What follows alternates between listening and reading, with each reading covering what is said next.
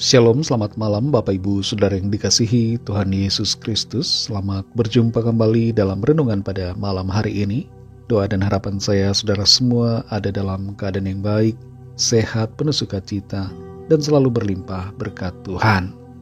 Sebelum kita mendengarkan renungan firman Tuhan, mari kita berdoa. Bapa Surgawi, Bapa dalam nama Tuhan Yesus Kristus, kami bersyukur untuk berkat kemurahan-Mu. Tuhan sudah menolong dan menyertai kami di sepanjang hari ini. Oleh karena kuasa dan kekuatan-Mu lah, kami mampu melewati semuanya. Saat ini kami mau mendengar sabda kebenaran firman-Mu. Urapi kami Tuhan supaya kami mengerti dan taat melakukan kehendak-Mu. Dalam nama Tuhan Yesus kami berdoa. Haleluya. Amin. Saudara yang dikasihi Tuhan, ayat renungan kita pada saat ini terdapat dalam 2 Tawarik pasal 6 ayat 7-9. Tertulis demikian. Ketika Daud, ayahku, bermaksud mendirikan rumah untuk nama Tuhan, Allah Israel, berfirmanlah Tuhan kepadanya, engkau bermaksud mendirikan rumah untuk namaku, dan maksudmu itu memanglah baik. Hanya bukanlah engkau yang akan mendirikan rumah itu, melainkan anak kandungmu yang akan lahir kelak. Dialah yang akan mendirikan rumah itu untuk namaku. Saudara yang dikasihi Tuhan, tidak semuanya harus menjadi bagian kita untuk dikerjakan. Setiap orang punya tugasnya masing-masing yang telah ditetapkan oleh Tuhan. Daud punya rencana untuk membangun rumah Tuhan di Yerusalem, sebuah tempat ibadah bagi bangsa Israel dan bagi bangsa-bangsa lain yang mau menyembah kepada Tuhan. Rencana ini tidak datang begitu saja, tapi lahir dari sebuah kerinduan hati Daud. Kadangkala ada orang yang punya rencana, tapi dilatari dengan motivasi yang berbeda. Rencananya A, tapi motivasinya B. Ada udang di balik batu. Namun Daud berbeda.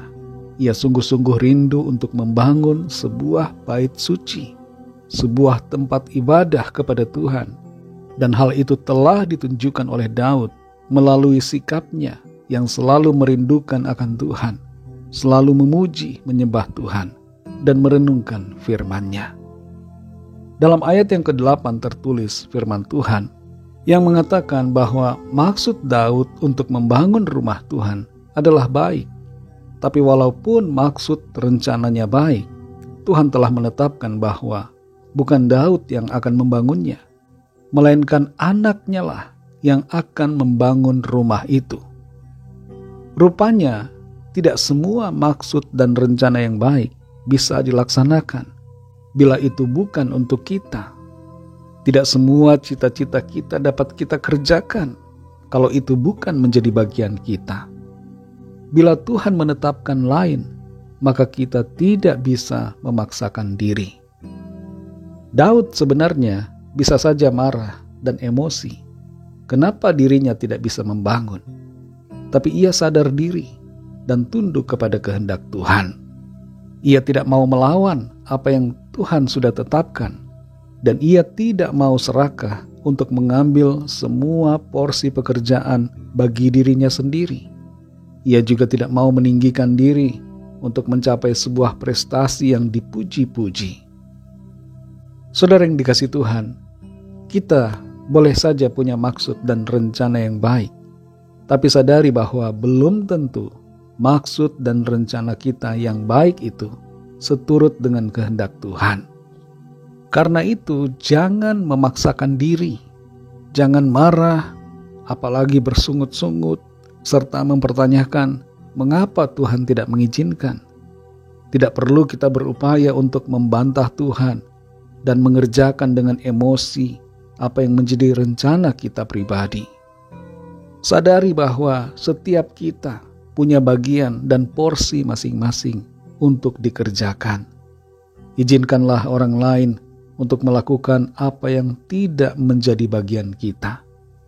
Milikilah hati yang lapang, bebas dari rasa cemburu, iri hati dan dengki.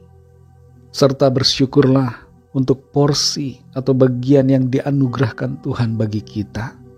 Dan fokuslah pada hal itu, agar kita menjadi maksimal dan nama Tuhan dipermuliakan melalui kehidupan kita. Kalau ada di antara kita yang saat ini punya maksud dan rencana yang baik, tapi belum jadi-jadi, belum terwujud, belum termanifestasi, mungkin itu bukan bagian kita. Karena itu fokuslah pada hal yang Tuhan sudah berikan dan percayakan bagi kita. Tidak usah mengambil porsi orang lain. Tidak perlu kita memusingkan diri dengan bagian yang Tuhan sudah tetapkan untuk orang lain. Ingatlah bahwa rencana kita belum tentu sama dengan rencana Tuhan. Tapi yang pasti, rencana Tuhan adalah yang terbaik. Mari kita berdoa. Terima kasih Tuhan, kami bersyukur untuk firman-Mu. Firman-Mu memberikan kami tuntunan, kekuatan dan sukacita. Kami mengerti saat ini bahwa tidak semua hal harus kami kerjakan. Belum tentu rencana dan maksud kami yang baik berkenan kepada Tuhan. Belum tentu harapan dan cita-cita kami, jadwal-jadwal kami ke depan sesuai dengan rencana Tuhan.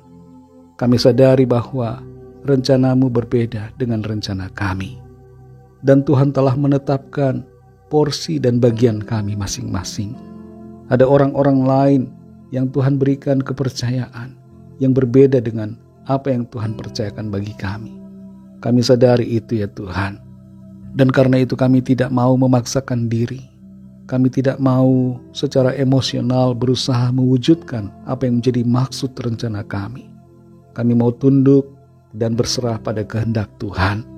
Serta kami mau fokus kepada apa yang Tuhan percayakan untuk kami kerjakan. Terima kasih Tuhan. Tuntun kami Roh Kudus untuk semakin mengerti kehendak-Mu, mengerti rencana-Mu, dan berjalan dalam visi yang Tuhan tetapkan bagi kami. Sepanjang hari ini kami mohon berkat pimpinan Tuhan. Tuntun kami, berikan hikmat-Mu, sehingga kami dapat mengerjakan segala sesuatu dalam keberkatan Tuhan. Dan biarlah nama Tuhan senantiasa dipermuliakan dalam kehidupan kami. Kami berdoa bagi yang sedang dalam keadaan sakit dan juga dalam pergumulan masalah, agar Tuhan menjamah, menyembuhkan yang sakit, menguatkan yang lemah, menghiburkan yang susah, memberikan semangat baru kepada yang berputus asa, melepaskan yang terikat terbelenggu dosa dan kuasa kegelapan, dan memberikan jalan keluar yang ajaib. Mujizat-Mu dinyatakan bagi yang sedang dalam persoalan. Terima kasih Tuhan. Kami serahkan segala sesuatunya ke dalam tangan kasih-Mu. Kami percaya Tuhan menuntun kami masuk dalam rencana-Mu yang baik, yang indah dan sempurna. Dalam nama-Mu yang kudus, nama Tuhan Yesus Kristus, kami sudah berdoa dan mengucap syukur. Haleluya. Mari sama-sama kita berdoa, doa Bapa kami. Bapa kami yang di sorga, dikuduskanlah nama-Mu, datanglah kerajaan-Mu, jadilah kehendak-Mu di bumi seperti di sorga. Berikanlah kami pada hari ini makanan kami yang secukupnya, dan ampunilah kami akan kesalahan kami, seperti kami juga mengampuni orang yang bersalah kepada kami. Dan janganlah membawa kami ke dalam pencobaan, tetapi lepaskanlah kami daripada yang jahat. Karena Engkaulah yang punya kerajaan, dan kuasa dan kemuliaan, sampai selama-lamanya. Amin. Terimalah berkat Tuhan. Tuhan memberkati engkau dan melindungi engkau. Tuhan menyinari engkau dengan wajah-Nya dan memberikan kasih karunia. Tuhan menghadapkan wajah-Nya kepadamu dan memberikan damai sejahtera. Berkat anugerah dari Bapa Sorgawi, kasih karunia dari Tuhan Yesus Kristus, dalam persekutuan dengan Roh Kudus, menyertai kita semua, sekarang ini dan sampai selama-lamanya. Dalam berkat nama Tuhan Yesus Kristus, haleluya, amin. Puji Tuhan, saudara yang dikasihi Tuhan, saya percaya firman Tuhan menjadi berkat dan kekuatan buat saudara semua, dan Roh Kudus akan menolong saudara untuk lebih lagi memahami kebenaran firman Tuhan. Tuhan Yesus memberkati saudara semua. Sampai jumpa dalam renungan yang berikutnya. Haleluya.